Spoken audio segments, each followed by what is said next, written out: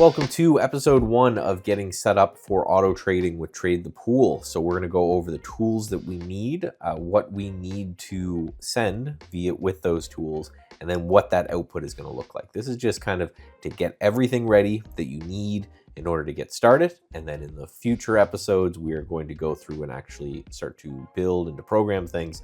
And by the end of this, I'm going to give you some code.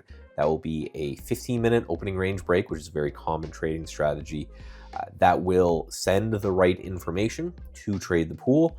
And you can just take that code, you can put it into TrendSpider, it will work for you.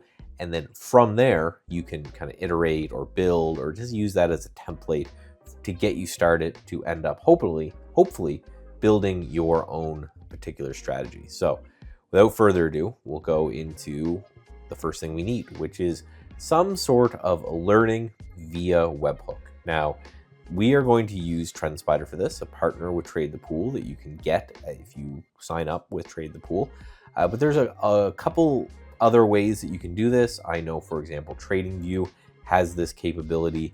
A few others potentially have the capability as well. But you just have to pick one that makes the most sense to you, that you understand, and that you think will accomplish the goals. So when you're looking for this, make sure you can build whatever indicator that you want in it. If you're just going to set alerts at certain prices, what do you need? And then find a tool that fits that need.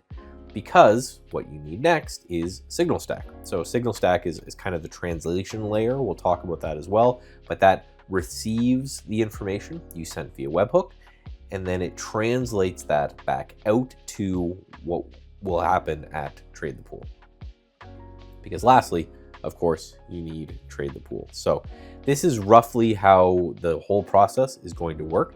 We're going to use TrendSpider, and we're going to show you how to build it, set up a bot. That bot's going to go to SignalStack and then to Trade the Pool. So let's say we're going to use our opening range break, for example. Now, let's say we set up an opening range break on Apple today, because Apple is strong or it's in the news or for whatever reason.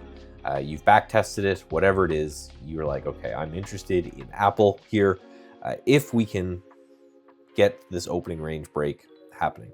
So you will load that up in TrendSpider, where you'll have all of your code with the opening range break, and it will then send JSON, which is just internet speak, to SignalStack. And that will include things like, I'm trading Apple. I want to buy it. My stop loss is going to go here. A profit target is going to go here. And then kind of dealing with all of that information. That gets sent to SignalStack. SignalStack then translates that information into a way that Trade the Pool's software, Trader Evolution, can then read. And you see how this goes down the chain. So, the TrendSpider initiates and sends the information for the trade.